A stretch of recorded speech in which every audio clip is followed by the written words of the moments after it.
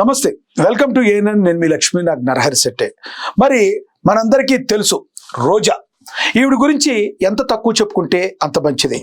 ఒకప్పుడు అధికారంలో ఉన్నప్పుడు కూడా అదే రకంగా తిట్లు, ఇప్పుడు అధికారం పోయినాక కూడా అదే రకమైన తిట్లు. ఏంటి రోజా యొక్క ధైర్యం ఏంటి? అసలు ఏం చూసుకుని రెచ్చిపోతుంది రోజా అంటే? ఒక ముఖ్యమంత్రి చంద్రబాబు నాయుడు గాడు, పవన్ కళ్యాణ్ గాడు.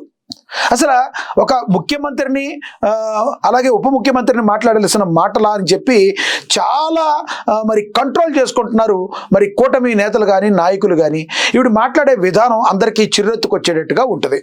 మనకు తెలుసు పవన్ కళ్యాణ్ దేనికి పనికిరాడు, ఆయన ఉప ముఖ్యమంత్రిగా ఏం చేశాడు, రాష్ట్రానికి ఏం చేశాడు అని చెప్పి మాట్లాడుతున్న పరిస్థితి. అలాగే 2 చోట్ల ఓడిపోయినాడు అతను ఒక లెక్క. మీకు లెక్క కాకపోయి ఉండొచ్చు, కానీ మీ 150 సీట్లని 11 సీట్లకి తీసుకొచ్చి మీకు పంగనామాలు పెట్టింది మరి పవన్ కళ్యాణ్ కాదా అని అడుగుతున్నారు అందరూ. దానికి సమాధానం ఉందా మీ దగ్గర?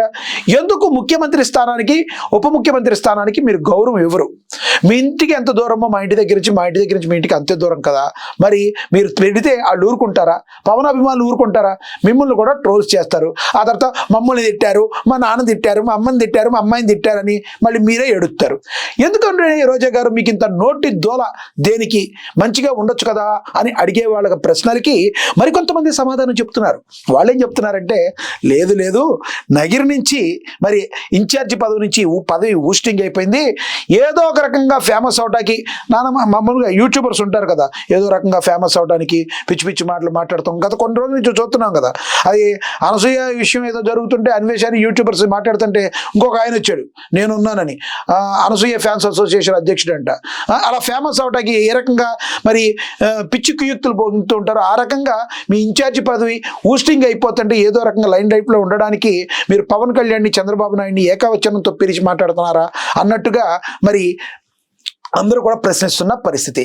ఇదిలా ఉంటే ఈ రకంగా రోజా రెచ్చిపోతుంటే ప్రభుత్వం ఏం చేస్తుంది? ఆమె నోటికి కళ్ళెం వేయరా? ఇదే రకంగా గన జరిగితే మరి పర్యవసానాలు ఎలా ఉంటాయో తెలియదు, కానీ ఇది కూటమి ప్రభుత్వానికి కూడా చాలా నష్టం, డ్యామేజ్ జరిగే అవకాశం ఉంటుంది. ఆమెని కంట్రోల్లో పెట్టాల్సిన అవకాశం ఉందని చెప్పి అందరూ చెప్తున్న పరిస్థితి. అయితే అసలు రోజా ఈ వ్యాఖ్యలు చేయడానికి గల కారణం, ఇలా మాట్లాడదగ్గర కారణం ఏంటో మనొకసారి సీనియర్ జర్నలిస్ట్ అక్షర్ సత్యం గారికి ఒకసారి కాల్ చేద్దాం. ఆయన అభిప్రాయం ఏంటి, ఎందుకు ఇవిడ ఇలా తిడుతుంది అనేది ఒకసారి తెలుసుకుందాం. రింగ్ చేద్దాం ఒకసారి, ఆయన అందుబాటులో ఉంటే ఒకసారి ఆయనతో మాట్లాడదాం.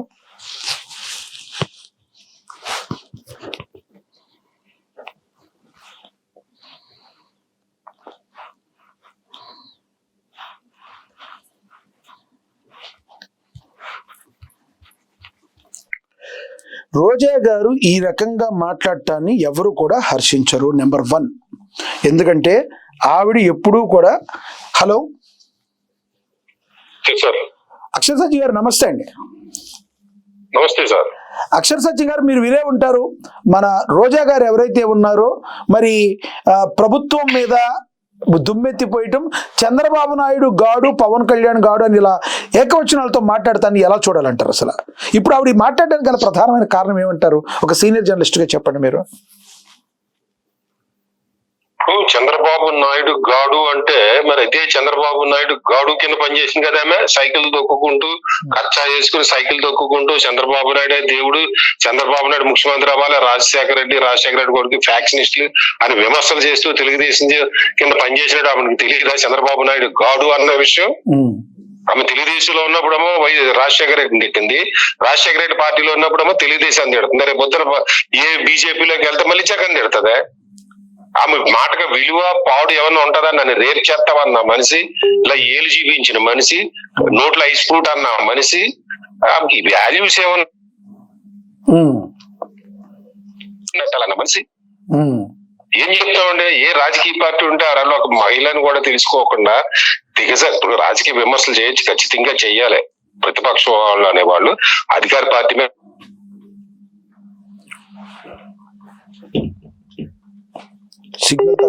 సిగ్నల్ తక్కువ ఉన్నట్టుంది మీ దగ్గర. సత్యం గారు వాయిస్ వినబడుతుందా? పోయింది. ఉన్న నగర కూడా తీసేసి హలో, మాట్లాడండి, కంటిన్యూ చేయండి. ఉన్న నగరి కూడా తీసేసి వేరే వాళ్ళకి ఇన్ఛార్జ్ చేస్తానంటున్నారు. ఆమెకి ఏదో అర్థం కావట్లేదు. మరో పక్కనేమో ఈ జనసేన, టీడీపీ, బీజేపీ ఎన్ని పెట్టినా ఇడిపోయేటట్టు లేరు. వాళ్ళ ముగ్గురు కలిసి ఉంటే వైసీపీ నగదని ఆమెకి తెలుసు. మరో పక్కనేమో తెలుగుదేశం తోటి, జనసేన తోటి తగులు పెట్టుకొస్తాయి. వేరే దారి లేదు.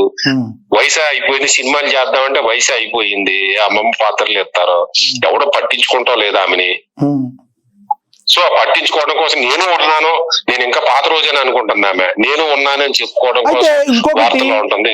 టీడీపీ కూటమి నేతలు ముఖ్యంగా ఈ చంద్రబాబు నాయుడు గారు ఇలా మాట్లాడుతూ ఇలా చూస్తే దీని నోటిని కంట్రోల్ చేయకపోతే అది టీడీపీ ప్రభుత్వానికి కూడా తీవ్ర నష్టం అని చెప్పి మాట్లాడుతున్న పరిస్థితి కార్యకర్తలు. దానిలో వాస్తవం ఉందంటారా? కంట్రోల్ చేయలేకపోతే చంద్రబాబు ముఖ్యమంత్రి?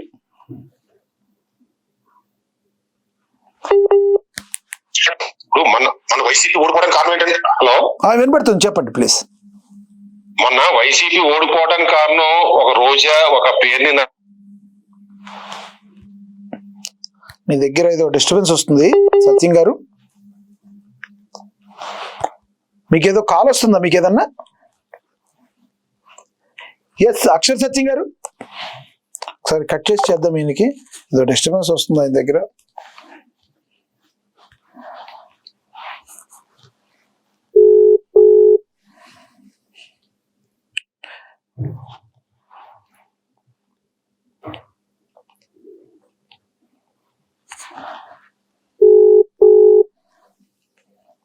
హలో సార్ చెప్పండి, మీ దగ్గర ఏదో డిస్టర్బెన్స్ వచ్చింది అక్కడ, చెప్పండి.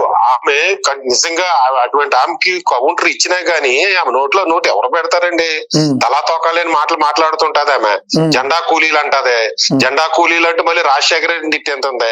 మరి రాజశేఖర రెడ్డి కూడా జెండా కూలీయే కదా. కేసీఆర్ తో పొత్తు పెట్టుకున్న రాజశేఖర రెడ్డి జెండా కూలీయే కదా. ఆ రాజశేఖర రెడ్డి టీఆర్ఎస్ జెండా మోయకుండా ఉంటే కాంగ్రెస్ అధికారంలోకి వచ్చిండేదా? రాజశేఖర రెడ్డి ముఖ్యమంత్రి అయ్యి ఉండేవాడా? లేదా ఇన్ని కోట్లు సంపాదించుకునే అవకాశం జగన్మోహన్ రెడ్డికి వచ్చి ఉండేదా? లేకపోతే ఈ రోజు జగన్మోహన్ రెడ్డి పార్టీ పెట్టి సీఎం అయ్యి ఉండేవాడా?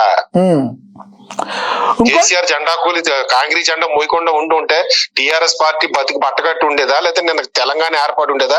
కేసీఆర్ 2 సార్లు ముఖ్యమంత్రి అయ్యి ఉండేవాడా? చివరిగా చెప్పండి సత్యం గారు, అసలు రోజా ఇలాంటి వ్యాఖ్యలు, చౌకబారు వ్యాఖ్యలు చేయడాన్ని అసలు చేయడానికి గల ప్రధాన కారణం ఏంటంటారు? అసలు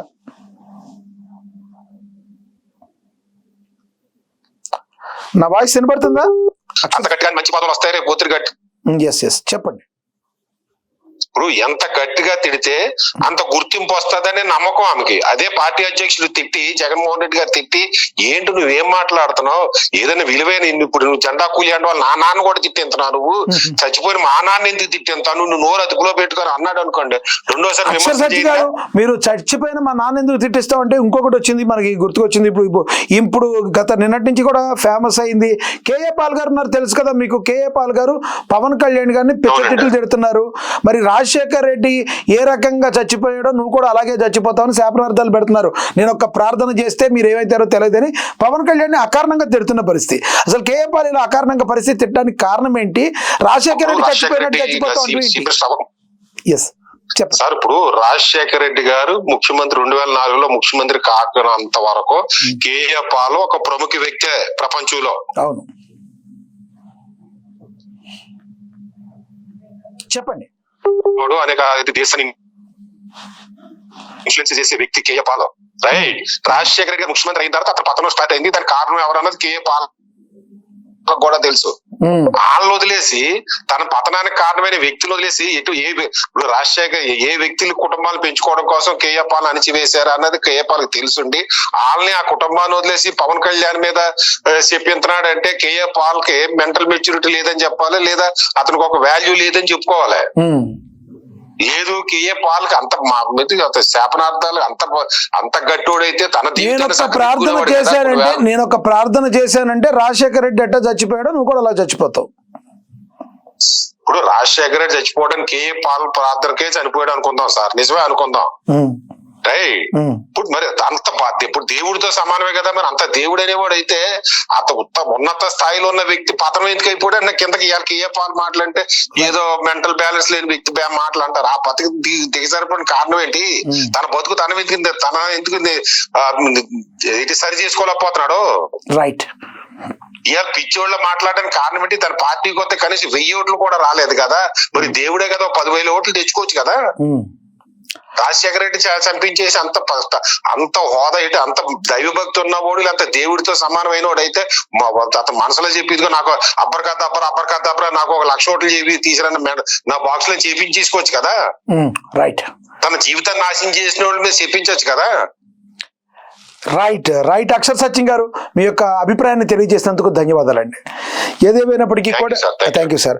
ఏది ఏమైనప్పటికీ కూడా మరి రోజా ఈ రకంగా నోరు పారేసుకోవడాన్ని మరి టీడీపీ కార్యకర్తలు కావచ్చు, కూటమి కార్యకర్తలు కావచ్చు, టీడీపీ నాయకులు కావచ్చు మరి జీర్ణించుకోలేని పరిస్థితిని అయితే మనమైతే చూస్తున్నాం.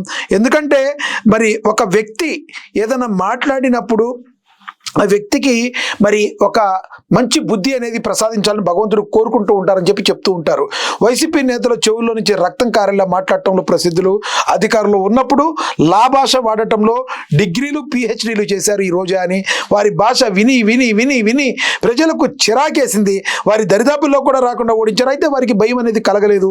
ప్రజలు వారిని లెక్కలోకి తీసుకున్నట్టు తక్కువ ఓడిపోయారు. కాబట్టి పోలీసు కేసుల భయంతో కొంతకాలం సైలెంట్గా ఉన్నామని అనుకున్నారు. మాటల పరంగా సైలెంట్గా ఉన్న చేతల్లో దారుణాలు చేయడంతో మరి వంశీ జైలుకి వెళ్ళాడు. కొడాలి నాని హార్ట్లో హోల్ అని చెప్పినా సైలెంట్గా ఉన్నారు. వీరితో పాటు మరో వైసీపీ స్టార్ కామెంటేటర్ రోజా కూడా కొన్నాళ్ళు సైలెంట్గానే ఉన్నారు. కానీ ఇప్పుడు ఆమె వారిద్దరికంటే కూడా ముందుకు వచ్చి దూసుకెళ్ళిపోతున్నారు. తన భాషలో వచ్చేస్తున్న రోజా, చాలా రోజులుగా సైలెంట్గా ఉన్న రోజా మంగళవారం తన భాషలోకి వచ్చేశారు. పోలీసుల్ని నీళ్లు లేని బావిలో దోకాలంటూ దగ్గర నుంచి చంద్రబాబు నాయుడు గాడు అని సంబోధించడం, పవన్ కళ్యాణ్పై అనుచిత వ్యాఖ్యలు చేయడం వరకు అన్నీ చేసేసింది రోజా. మాట్లాడే మాటల కన్నా ఆమె చూపించే హావభావాలు చూసిన వారికి ఇంత అసభ్యంగా మాట్లాడుతున్నారేంటని అనిపిస్తుంది. మంత్రిగా ఉన్నప్పుడు జగన్మోహన్ రెడ్డిని మెప్పించడానికి ఇలాంటి మాటలు మాట్లాడారని అనుకున్నారు. కానీ సహజమైన శైలి అనుకున్నట్లుగా ఇప్పుడు మరోసారి రెచ్చిపోతున్నారు. అసభ్య వ్యాఖ్యలతో తనదైన మార్పు చూపించేందుకు రంగంలోకి దిగిపోతున్నారు. ఎంత అవినీతి చేసినా పట్టించుకోలేదనే ధీమా కూడా ఉందని చెప్పి రకరకాలుగా మాట్లాడుతున్న పరిస్థితి. మరి ఈ రోజా ఏ రకంగా మాట్లాడడానికి మీరేమనుకుంటున్నారో కింద కమెంట్ బాక్స్ రూపంలో కమెంట్ చేయండి. ఇది వాటి స్పెషల్.